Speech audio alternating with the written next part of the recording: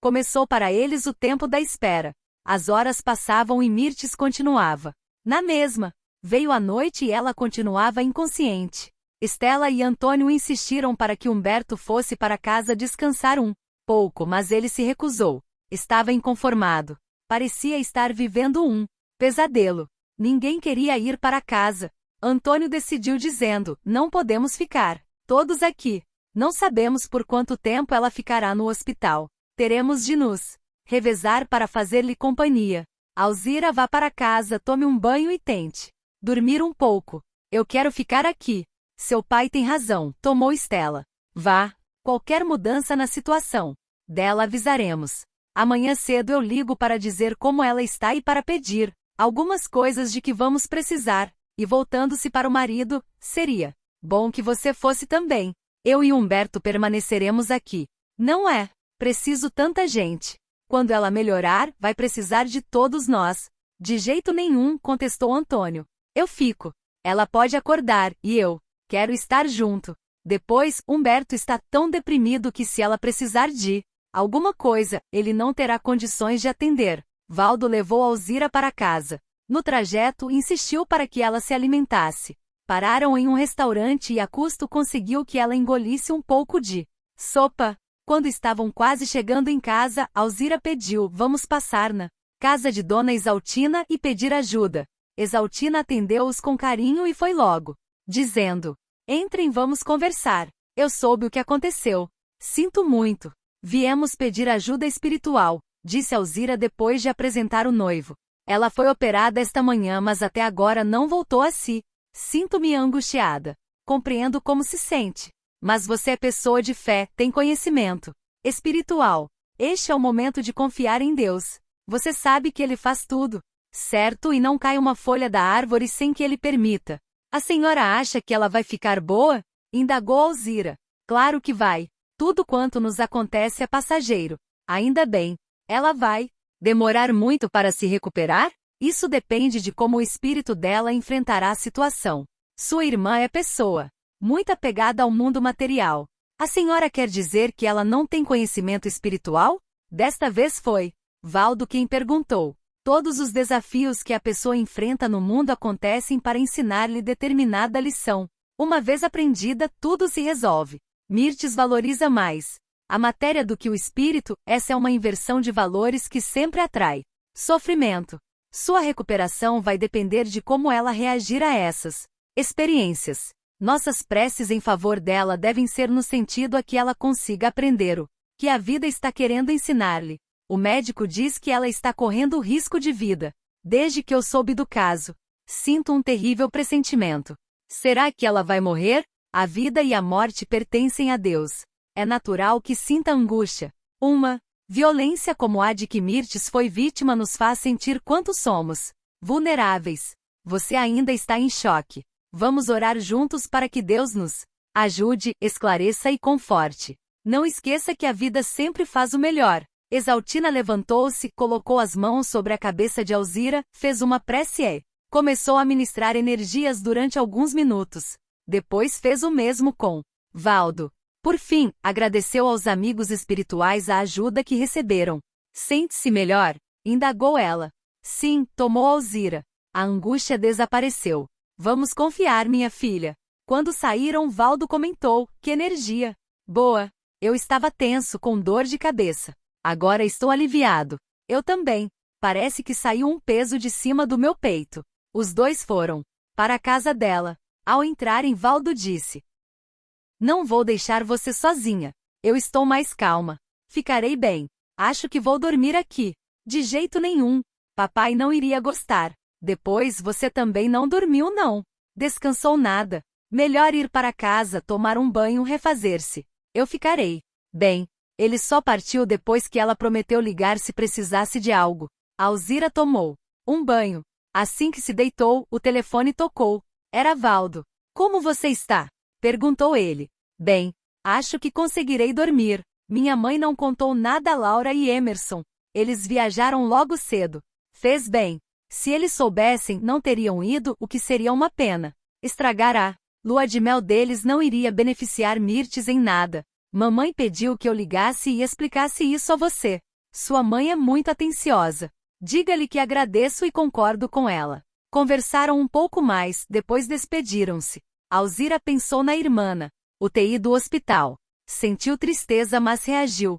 Não podia deixar-se abater. Evocou a luz divina e pediu a Deus que ajudasse Mirtes a aprender a lição que a vida queria lhe ensinar para que pudesse curar-se. Sentiu um brando calor no peito e, vencida pelo cansaço, adormeceu. Mercedes acordou e recebeu um telefonema do detetive Sobral. Na véspera ela havia pago a quantia que Dinho pedirá adiantado. Sobral garantirá que ele era de confiança e que só trabalhava daquela forma. Dinho planejava tudo para estar longe do local do crime quando a polícia começasse a investigar. Graças a essa cautela nunca fora apanhado. E então, indagou agitada. Missão cumprida. Tem certeza? Sim. Tenho amigos na delegacia onde o caso foi registrado. Há mais algumas despesas que a senhora precisa reembolsar. Você não disse que eu teria de pagar mais alguma coisa. São despesas de viagem. O dinheiro que levei não foi suficiente. Depois eu também tenho um preço. Pensei que já tivesse pago tudo. Não tenho muito dinheiro. O serviço foi bem feito, e isso custa caro. Está bem. Diga o valor e vamos nos encontrar no lugar de sempre. Vou levar o dinheiro. Depois de desligar o telefone, Mercedes procurou os jornais da manhã, mas não viu nenhuma notícia a respeito do assunto. Teria sido enganada? A criada que chegou cedo foi logo dizendo: a senhora viu o que aconteceu com o Dr. Humberto? Mercedes estremeceu. Não. O que foi? A casa dele foi assaltada e a esposa dele levou 2 tiros. Está entre a vida e a morte no hospital. Quem lhe contou? Meu namorado. A senhora lembra que foi o Dr. Humberto quem deu emprego a ele? Sim. Foi uma tragédia. Parece que ela não escapa. Não acha que foi castigo por ele ter largado a senhora e casado com uma moça que poderia ser filha dele? Não acho nada. Humberto me deixou e estou conformada. A vida dele não me interessa. Não quero falar mais nesse assunto. A criada se foi e Mercedes sentou-se apreensiva. O serviço não fora feito como devia. Mirtes ainda estava viva e poderia escapar. Foi para o quarto, fechou a porta e ligou para Sobral. Assim que ele atendeu foi dizendo: vocês me enganaram. Ela não morreu. Não? Acalme-se. Ele nunca falha. Ela está na UTI. Foi inútil. Vamos esperar. Fique calma. Como soube? Nos jornais não há nada.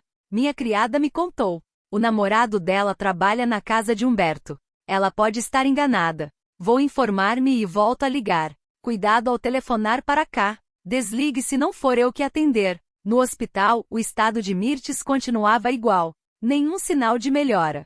À tarde, o médico passou para vê-la. Quando saiu da UTI, Antônio abordou-o. Preocupado. Doutor, ela não acorda. Por quê? Infelizmente o estado dela se agravou. Ela entrou em coma. Antônio empalideceu. Por favor, doutor, salve minha filha. Estamos nos empenhando, mas ela perdeu muito sangue. Além disso, a bala perfurou os intestinos e misturou elementos contaminados à corrente sanguínea. Apesar da asepsia e dos cuidados, não conseguimos evitar que a infecção aparecesse e se generalizasse. Quando Antônio voltou ao quarto onde Humberto, Estela, Alzira e Valdo esperavam, todos o olharam preocupados. E então? Perguntou Estela. Falou com o médico? Sim. Ela não melhorou. Ela está demorando muito para acordar. Tomou Humberto. Não é um bom sinal. De fato, o médico disse que ela está com infecção. Eu solicitei uma junta com especialistas. Temos de fazer alguma coisa, disse Humberto. Enquanto Valdo e Humberto cuidavam de tudo, Alzira insistia para que a mãe descansasse um pouco. Estela estendeu-se na cama, mas estava tensa. Ao menor ruído estremecia. Apesar de haver passado a noite em claro, não conseguia dormir. Às 8 da noite os especialistas compareceram, estudaram o caso, examinaram a paciente e confirmaram o diagnóstico do cirurgião que cuidava do caso. Estavam fazendo tudo o que era possível, mas ela não reagia. Passava das 11 quando o médico procurou a família para dizer que o coma havia se aprofundado e que ela estava dando sinais de não conseguir resistir. Diante do desespero de todos, Alzira chamou Valdo e pediu: vá à casa de Dona Isaltina, conte-lhe tudo e peça-lhe que venha nos ajudar. Valdo partiu imediatamente. A médium, assim que o viu, o tomou. Eu sei, meu filho. Ela piorou. É. A família está aflita e perguntou se a senhora pode ir até lá para fazer uma prece. Está bem. Vou apanhar a bolsa. Assim que eles apareceram no quarto do hospital, Estela levantou-se e abraçou Exaltina, chorando. Por favor, peça para Mirtes melhorar. Vamos confiar na bondade divina que faz sempre o melhor. Quando a dor nos visita, muitas vezes não entendemos o que ela quer nos ensinar. Mas acreditem, ela só aparece depois de haver esgotado todos os outros meios. Neste momento, Mirtes precisa de nosso apoio na forma de energias puras que a sustentem e auxiliem a passar por essa situação. Vamos nos esforçar para melhorar nossas energias, pensando na fé que temos no amparo divino, que nunca nos abandona. Vamos lembrar de Mirtes cheia de alegria e saúde, abraçá-la com amor, desejando que ela se restabeleça. Todos acompanhavam as palavras de Exaltina, tentando reagir ao estado de angústia que os dominava. Ela continuava falando, e aos poucos todos foram-se sentindo melhor. Estela, que estava sentada na cama, recostou-se nos travesseiros e adormeceu. Exaltina continuou falando, pedindo ajuda espiritual. Senhor, derrame sobre nós a bênção da paz. Desconhecemos as causas que envolvem este triste acontecimento. Fortaleça-nos para que, ainda assim, tenhamos força para aceitar a vontade divina que nunca erra. Permita, Senhor, que o entendimento de Mirtes se abra e que ela possa aprender o que a vida está pretendendo ensinar-lhe. Naquele momento, Exaltina viu o espírito de Mirtes, amparado por duas enfermeiras, aparecer no quarto, olhos abertos, parecendo alheia ao que estava acontecendo. Exaltina, emocionada, continuou: Mirtes, que Deus a abençoe. Vá em paz e perdoe os que a feriram. Eles não sabem o que fazem. Exaltina viu que duas lágrimas rolaram dos olhos de Mirtes. Em seguida as enfermeiras a levaram. Valdo olhou preocupado para Alzira. Ele sentiu que Mirtes estava partindo. As lágrimas desciam pelo rosto de sua noiva e ele segurou sua mão. Ela também havia entendido. Estela dormia, vencida pelo cansaço. Antônio segurou Humberto pelo braço, levando-o para fora. Valdo, Alzira e Exaltina também saíram. Vamos à UTI, pediu Humberto. Assim que chegaram ao corredor, viram um movimento incomum na sala em que Mirtes estava. Assustado, Humberto gemeu: Meu Deus, ela piorou. Vamos lá. Exaltina abraçou Alzira, dizendo: Ela já partiu. Vamos orar para que siga em paz. Alzira não chorou mais. Ela sabia que a morte era apenas uma viagem e que Mirtes estava seguindo seu destino. Olhou para o pai que, abatido, tentava conter Humberto, que mal podia suster-se nas pernas. Humberto precisa de socorro médico, disse Valdo. Vamos colocá-lo na poltrona. Fiquem com ele que vou buscar um médico. Exaltina segurou a mão dele, dizendo baixinho: Coragem. Não se entregue. Assim, tudo vai passar. Valdo voltou com o médico, que o examinou e disse: Ele precisa de repouso. Está com a pressão muito alta e alteração dos batimentos cardíacos. Vou aplicar-lhe um calmante.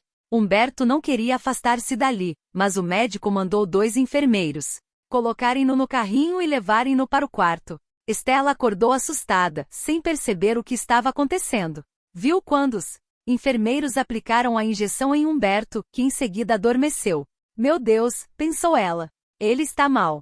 Será que Mirtes? Levantou-se e foi até o corredor da UTI. Exaltina abraçou-a, dizendo-lhe ao ouvido: Você precisa ser forte. Sua filha partiu. Estela sentiu as pernas fraquejarem. Exaltina sentou-a na poltrona. Imediatamente, Alzira e Antônio abraçaram-na enquanto Exaltina e Valdo oravam por eles. Os dias que se seguiram foram de tristeza e dor. Valdo tomou todas as providências para o sepultamento. Humberto, contrariando o médico, fez questão de acompanhar tudo. Seus filhos, tocados pelo sofrimento deles, cercaram-no de atenções. Queriam levá-lo para a mansão da família, mas Humberto não quis. Queria ficar lá, na casa onde fora feliz ao lado da esposa. Apesar da dor que os entristecia, Estela, Antônio e Alzira sentiam-se fortalecidos pela fé e pela certeza de que a vida continua após a morte do corpo, diferentemente do que pensava Humberto. Embora chocados pela brutalidade do acontecimento, procuravam confortá-lo, o que estava sendo difícil. Inconformado, ele mergulhou na depressão, perdeu o gosto de viver. O médico conversou com os filhos para que tentassem ajudá-lo. Assustados com o abatimento dele nos primeiros dias, os dois rapazes procuraram levantar-lhe o ânimo. Não obtendo resultado, aos poucos foram desistindo. Em menos de um mês após a morte de Mirtes, apenas a família dela o visitava, tentando fazê-lo levantar-se. Humberto, porém, não reagia de forma alguma. Passava os dias na cama, apático e entregue ao desânimo. A pedido de Stella, Exaltina fora visitá-lo algumas vezes. No entanto, embora Humberto a recebesse educadamente, ele não melhorava. Ele perdeu o gosto de viver. Se continuar assim, não viverá muito tempo. Considerou Exaltina a família de Mirtes. É uma pena. É um homem bom e gostava muito de minha filha, lamentou Stella. Ele estava no auge da paixão. Não se conforma com a tragédia, comentou Valdo. Não é fácil para um homem como ele passar por uma experiência dessas? Tomou Antônio. Eu penso de outra forma, disse Alzira. A bondade não impede ninguém de passar pelos desafios na vida. Todos a olharam admirados. A bondade atrai o bem, comentou Stella.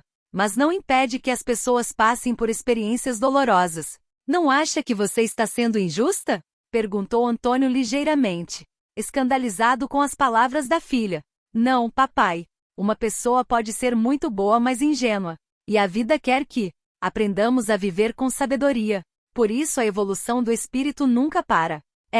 Esse processo ocorre através do atrito. Ninguém gosta de mudanças. As pessoas se acomodam. De repente, tudo muda e elas são obrigadas a aceitar o novo, a seguir em frente. Tem razão, Alzira, concordou Exaltina. Foi a sabedoria divina que falou pela sua boca.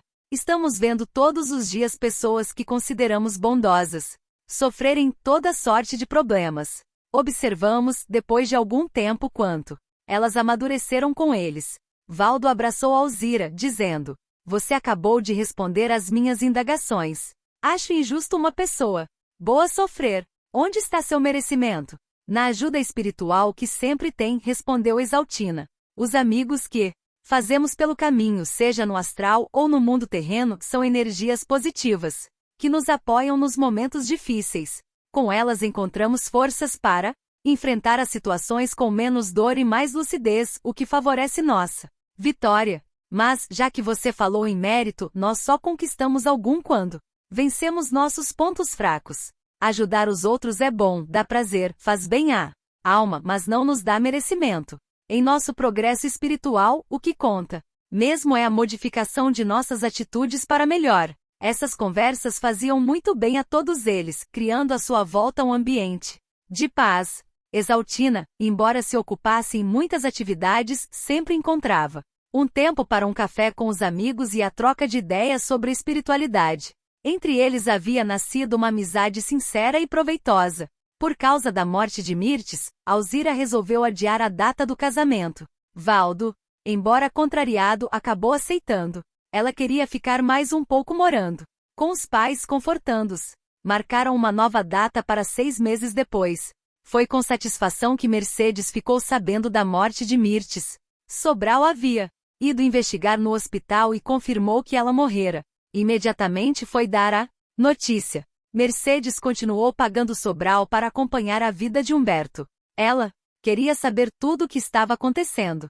A criada às vezes comentava quanto ele estava abatido, fechado na mansão, sozinho com os criados, sem vontade de viver. Isso passa. Se fosse algum inimigo seu, o senhor estaria morto agora. Infelizmente esses tipos sabem o que estão fazendo e nunca erram. Não deixam pista. Depois que o delegado se foi, Humberto ficou pensando em suas palavras. Mas não chegou a nenhuma conclusão. Ele estava errado. Só podia mesmo ter sido um assalto. Não havia outra explicação. Mas, fosse o que fosse, ele não iria desistir. Sua vida estava destruída e dali para a frente viveria para a vingança. Precisava fortalecer-se, ficar bem para poder investigar por conta própria. A partir daquele dia esforçou-se em alimentar-se melhor, obedecer às indicações médicas e recuperar a saúde. 2 meses depois, Mercedes telefonou para Humberto. Com voz triste disse que lamentava o acontecimento e estava preocupada com ele. Ouviu dizer que estava doente. Humberto comoveu-se com as palavras dela. Mercedes amava-o de fato. Havia se afastado completamente para não prejudicar seu casamento e agora o procurava preocupada com seu bem-estar. Agradeceu seu interesse. Ela finalizou. Avalio como deve estar se sentindo sozinho. Eu sei como é isso. Se desejar conversar, venha tomar um chá comigo. Você sabe que sempre será bem-vindo à minha casa. A princípio ele pensou em não ir, mas, decorridos alguns dias, começou a achar insuportável sua solidão. A presença de Mirtes com sua risada alegre, sua exuberância, enchia sua casa que agora vazia e silenciosa, o deprimia. Uma tarde triste e abatido foi à casa de Mercedes, que o recebeu com carinho. Humberto sentiu-se apoiado. Não teve vergonha de falar de seus sentimentos. Mercedes controlou a raiva e ouviu-o pacientemente falar do amor que sentia por Mirtes, de como fora feliz a seu lado e de como sofria com a separação. Ela, a custo, conseguiu controlar a revolta ouvindo discorrer sobre a rival. Porém o pensamento de que ela vencera e que ele em breve estaria de volta e esqueceria aquela aventura dava-lhe forças. O tempo todo Mercedes mostrou-se como uma amiga leal e dedicada. Chorei muito quando soube. Sua felicidade é tudo quanto desejo na vida. Oh, amor que sinto por você é puro e verdadeiro. Embalada em falar de si, Humberto nem pensou que ela podia estar mentindo. Que sua atitude não era natural em uma mulher de meia-idade que havia sido trocada por outra muito mais jovem e bonita. A partir daquele dia, Humberto passou a visitar Mercedes com frequência. Agora seu assunto predileto era a vingança. Contou-lhe que havia contratado um detetive para procurar o assassino. Ele não descansaria enquanto não o colocasse atrás das grades. Mercedes imediatamente comunicou-se com Sobral, que procurou descobrir quem era a pessoa que estava trabalhando para Humberto. Sobral era bem relacionado no meio policial, mas não conseguiu identificar ninguém. Sabia que eles eram discretos, porque os clientes queriam sigilo. Passou na delegacia e conversou com policiais amigos, tentando obter uma pista, mas foi inútil. A senhora tem certeza de que Humberto contratou mesmo um detetive? Tenho, respondeu Mercedes. Disse até que tem recebido alguns relatórios. Ele está levantando a vida da família dela porque o delegado suspeita de que foi um profissional. Ele disse isso? Disse. Mas Humberto acha que o delegado está enganado. Não acredita nessa hipótese. Ainda bem. Eles não vão descobrir nada. É o que eu acho. Humberto me conta tudo. Vou ver o que posso descobrir. Qualquer novidade, eu ligo. Estela e Antônio de vez em quando visitavam o genro, preocupados com seu abatimento. Espaçaram as visitas depois que ele se recuperou. Agora era Humberto que, quando a saudade batia forte, ia à casa dos sogros conversar. Falava das providências que estava tomando para descobrir o assassino de Mirtes. Depois que ele saía, Estela comentava com o marido: não gosto da maneira como Humberto fala, mas eu concordo com ele. Gostaria de ver esse assassino na cadeia. Eu também, mas tenho procurado não cultivar a vingança. Não quero ter ódio no coração. Quando penso em nossa filha agredida daquele jeito, sinto muita raiva. Não é fácil. Há momentos em que a dor fica insuportável. Mas então me recordo das palavras de Dona Exaltina e procuro trabalhar isso de outra forma. Não há palavras que possam ajudar nesta hora. Ah, sim. São palavras de sabedoria. Às vezes questiono por que Deus permitiu que esse crime se consumasse. Somos pessoas de bem. Porque Ele não impediu que esse assassino a atingisse. São perguntas que eu fiz 1000 vezes, sem encontrar resposta. Exaltina me explicou. Nós somos responsáveis por tudo que nos acontece na vida. Nossas atitudes criam nosso destino. Não existe injustiça. Deus está no leme de tudo. Se fomos atingidos por essa tragédia, foi porque precisávamos aprender alguma coisa. O que se pode aprender com uma coisa dessas? Eu senti raiva e impotência. Desânimo. Onde está sua fé? Esqueceu como fomos ajudados quando estávamos sem dinheiro e sem emprego? Eu não esqueci. Mas por que Mirtes teve de passar por isso? Eu